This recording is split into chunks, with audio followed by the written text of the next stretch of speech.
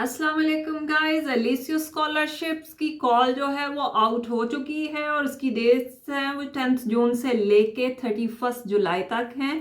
तो अगर आपने एडमिशन के लिए अप्लाई किया था और एडमिशन स्कोर कर लिया, this is the right time to apply for scholarship. तो बिल्कुल स्कॉलरशिप जो है वो आपको क्या क्या बेनिफिट्स दे सकते हैं, आपने किस तरह से अप्लाई करना है और क्या क्या चीज़ें रिक्वायर्ड हैं स्कॉलरशिप। ये कौन सा स्कॉलरशिप है? चूंकि प्रीवियसली हमने बात की थी टू टाइप्स ऑफ स्कॉलरशिप, तो जी ये बिल्कुल नीड बेस्ड स्कॉलरशिप है। इसके लिए हमें ऑलमोस्ट द सिमिलर चीज़ें ही रिक्वायर्ड हैं जो मैंने अपनी प्रीवियस वीडियोस में डिस्कस की थी, लेकिन चूंकि थोड़ी सी टाइमलाइन डिफरेंट है तो इस वजह से मैं चाह रही थी कि मैं आपको बता दूं। तो जो है एलिसिया स्कॉलरशिप जो है, अगर तो आपका एडमिशन जेनोवा यूनिवर्सिटी में है तो आप इस स्कॉलरशिप के लिए अप्लाई कर सकते हैं, क्योंकि मैंने मेंशन किया था आपको कि ये रीजनल स्कॉलरशिप हैं और इटालियन गवर्नमेंट और इटली के 20+ रीजन्स हैं, तो ये भी एक रीजन में से एक रीजन है इन सब रीजन से। क्योंकि अगर आप अप्लाई इंग्लिश प्रोग्राम के लिए अप्लाई करते हैं, जेनेवा यूनिवर्सिटी एक यूनिवर्सिटी है जो इंग्लिश प्रोग्राम आपको ऑफर करती है। तो अगर आपका एडमिशन जो है इस यूनिवर्सिटी में है तो you are ready to apply for scholarship, this is the right time. और हमें स्कॉलरशिप क्या क्या बेनिफिट्स मिलते हैं? स्कॉलरशिप से हमारी जो फ़ी है वो वेव ऑफ हो जाती है। हमें स्कॉलरशिप एक्चुअली कितना मिलता है? हमें स्कॉलरशिप मिलता है 7,655 यूरोज़ हमें स्कॉलरशिप मिलता है। और हमारा जब हमें स्कॉलरशिप मिलता है तो हमारी जो एनुअल फ़ी है वो वेव ऑफ हो जाती है, वो ज़ीरो हो जाती है। हमें अकोमोडेशन फ्री मिलती है, हमें कैंटीन की जितनी भी फैसिलिटीज़ हैं वो हमें फ्री हो जाती हैं। हमें सिर्फ एक माइनर सा टैक्स पे करना होता है 156 यूरोज़ का। उसके बाद ये सारी चीज़ें जो हैं आपको फ्री मिल जाती हैं। ये तो हो गई बेनिफिट्स की बात।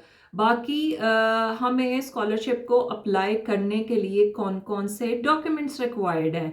तो हमें डॉक्यूमेंट्स रिक्वायर्ड हैं, हमें एक फैमिली सर्टिफिकेट रिक्वायर्ड है, फैमिली इनकम सर्टिफिकेट। दूसरा हमें रिक्वायर्ड है बैंक बैलेंस सर्टिफिकेट। तीसरा हमें प्रॉपर्टी जो सर्टिफिकेट है वो रिक्वायर्ड है। तो इन सारे ये क्यों रिक्वायर्ड है हमें? और जो बैंक जो आपका फैमिली इनकम सर्टिफिकेट है उसमें क्या मेंशन होना चाहिए? उसमें मेंशन होना चाहिए कि आपके पेरेंट्स जो हैं वो उनके नाम और उनकी एजेस और उनकी जॉब्स, और इसी तरह से अगर आपके सिबलिंग्स हैं तो उन सिबलिंग्स का क्या एज है, उनकी क्या जॉब्स हैं और उनकी क्या इनकम है। क्योंकि हम स्कॉलरशिप के लिए अप्लाई कर रहे हैं तो उससे इससे अंदाज़ा लगाया जाएगा कि आपकी जो है ईयरली इनकम 23,000 यूरो से लेस देन है, तो फिर ही आप एलिजिबल होंगे इस स्कॉलरशिप को सिक्योर करने के लिए। तो जी ये डॉक्यूमेंट्स जो है वो आपकी इससे वैल्यू जो है वो बताएगा कि आया आपकी जो है नेटवर्थ जो है 25,000 यूरो से लेस देन है, तो फिर आप एलिजिबल होंगे स्कॉलरशिप के लिए। तो प्रॉपर्टी डॉक्यूमेंट जो है, अगर तो आपका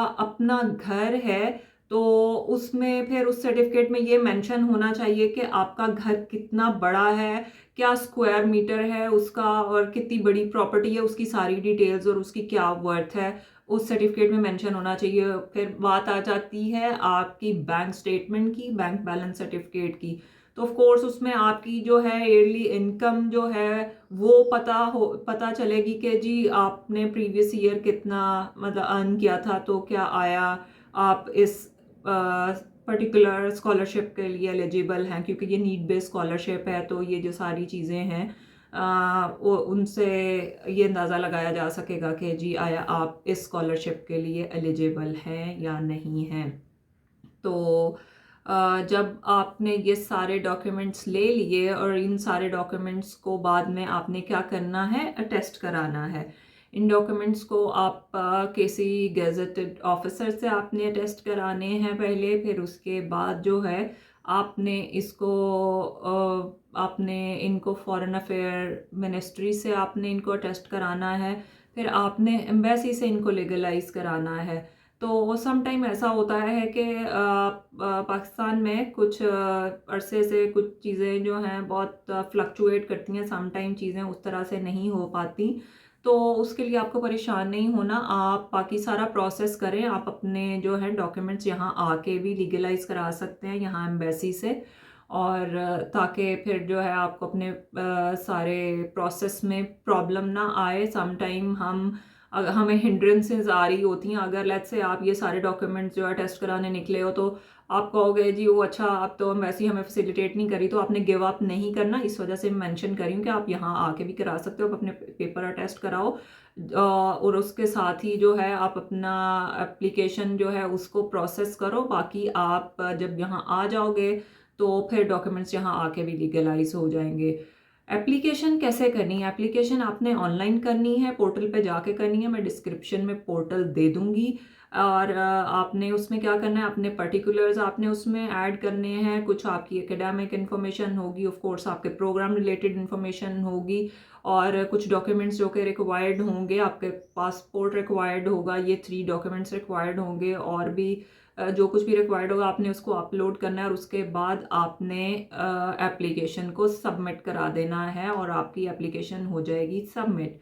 उसके बाद क्या होगा, जब आपकी एप्लीकेशन का ऑफिशियल टाइम क्लोज हो जाएगा, तो उसके बाद आपको एक 10 डेज का टाइम दिया जाएगा। अगर आपने एप्लीकेशन में किसी किस्म के कोई एरर्स, कोई मिस्टेक्स किए हैं, आपने कोई डॉक्यूमेंट्स अपलोड नहीं किया, आपको कुछ भूल गया उसमें इंफॉर्मेशन ऐड करना, तो वो आपको जो है पोर्टल जो है वो 10 दिन के लिए एप्लीकेशन को ओपन करता है। तो फिर आप उस टाइम में वो सारे चेंजेस करते हो।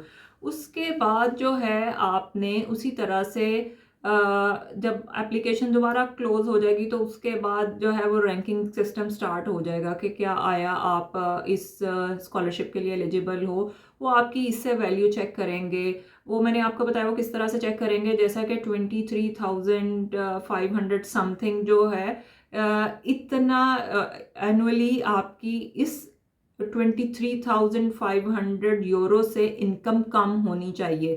तो अगर आपकी लेट्स से 22,000 समथिंग इनकम है, किसी और स्टूडेंट की आपसे भी लेस है, तो वो ये देखेंगे कि जो सबसे जिनकी लेस इनकम है वो ऑफ कोर्स उनको प्रायोरिटी देंगे, और वो जो है स्कॉलरशिप गेन करने में कामयाब हो जाएंगे। तो इस तरह से होगी आपकी जो है वो रैंकिंग, और फाइनली आपकी जब सितंबर अक्टूबर के फर्स्ट वीक में ऑलमोस्ट जो है वो अनाउंस हो जाएगा कि कौन कौन से लोगों ने स्कॉलरशिप सिक्योर किया है। तो जब आप स्कॉलरशिप गेन कर लेंगे, फिर आप यहाँ पे आ जाएंगे। जब आप यहाँ पे आ जाएंगे, तो यहाँ पे आके आपको दिसंबर में आपकी जो फर्स्ट इंस्टॉलमेंट है वो क्रेडिट हो जाएगी, और आप ये जो स्कॉलरशिप है ये रिन्यू भी हो जाता है। अगर आप अपने क्रेडिट्स मेंटेन रखते हैं, आप अच्छे रिजल्ट्स देते हैं, तो अगले साल आप जो है वो सेम स्कॉलरशिप जो है सिक्योर करने में कामयाब हो जाएंगे। फिर आपको ये सारा प्रोसेस नहीं करना होता, उसके लिए आपको सिर्फ एक एप्लीकेशन पुट अप करनी होती, क्योंकि आप ऑलरेडी उस स्कॉलरशिप का हिस्सा हैं। तो स्कॉलरशिप मैंने आपको बताया, तो उसमें मैं ये मेंशन करती चली जाऊं कि आपको जो है वो पूरे का पूरा स्कॉलरशिप एक साथ नहीं मिलता। आपको इस 7,566 जो है इसकी 50% जो है ये आपके अकाउंट में क्रेडिट होता है। फिर उसके बाद मतलब सेकंड इंस्टॉलमेंट आपका जब फर्स्ट रिजल्ट आता है, तो उसके बाद जो है वो आपका सेकंड इंस्टॉलमेंट जो है वो आपको क्रेडिट करते हैं आपके अकाउंट में। तो आई थिंक सो ये इन्फॉर्मेशन आपके लिए काफ़ी हेल्पफुल होगी और वैल्यूएबल भी होगी। अगर आप स्कॉलरशिप सीख कर रहे हैं, और अगर आपने यूनिवर्सिटीज़ में अप्लाई किया हुआ था तो आपको स्कॉलरशिप्स के बारे में नहीं पता था, अगर आपको किसी चीज़ में कोई प्रॉब्लम है, कोई बात समझ नहीं आ रही, आप कमेंट कर सकते हैं। I am here to help you. और इंशाल्लाह मैं मज़ीद और इसी तरह के स्कॉलरशिप्स और एजुकेशनल प्रोग्राम्स और के साथ हाज़िर होती रहूँगी। तब तक के लिए दीजिए मुझे इजाज़त। हंसते बसते रहिए। अल्लाह हाफ़िज़।